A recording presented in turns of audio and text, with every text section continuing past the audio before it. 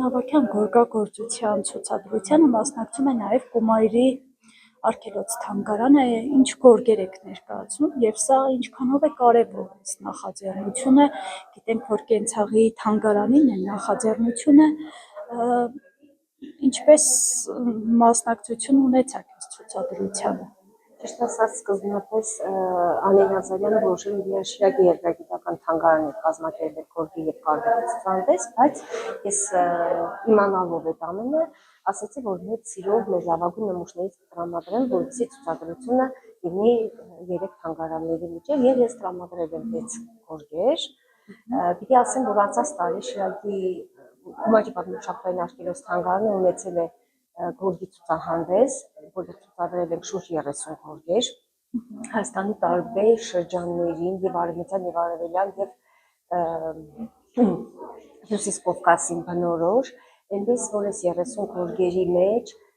արժեքավորները այսօր ցուցադրվում են նաև այս ուրեմն թանգարանի ցուցադրությունում 6 գորգեր ենք մենք ցուցադրել, դրանք բնորոշ են Ղարաբաղին, բնորոշ են Տավուշին, բնորոշ են Լոռիին եւ Շիրակին։ Ցուցահանդեսը գործելու է մինչև հունվարի 31-ը ներառյալ, ցուցահանդեսը հյուրընկալել ենք Սերգեյ Մերկուրովի տուն թանգարանում եւ ներկայացված են Գյումրու 3 թանգարանների հարուստ հավաքածուն, ներկայացված է Գյումրու ժողովրդական ճարտարապետության եւ քաղաքային կենցաղի թանգարանից, Շիրակի երկրագիտական թանգարանից եւ Կումայրի պատմամշակութային արգելոց թանգարանից հավաքածուներ, գորգեր, կարպետներ, թվով 16 գորգ եւ կարպետ է ներկայացված, որոնցից 9-ը ներկայացնում է Շիրակի երկրագիտական թանգարանի հավաքածուն, 6-ը Կումայրի պատմամշակութային արգելոց թանգարանի եւ 1 կարպետ մեր թանգարանի հավաքածուից է ներկայացված։ Հիմնականում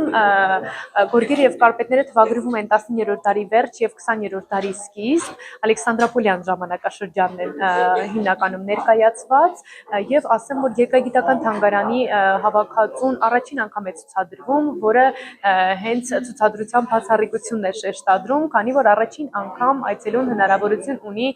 տեսնել գորգերը, կարպետները, որոնք այսպես տարիներ շարունակ հանրությանը չեն ներկայացվել, գիտենք երկրագիտական թանգարանի շենքային պայմաններից զուրկ լինելու պատճառով։ Տիկին Նազարյան, այսօրվա ցուցահանդեսում ներկայացված ոչ միայն ալեկբոլյան գորգեր են, այլ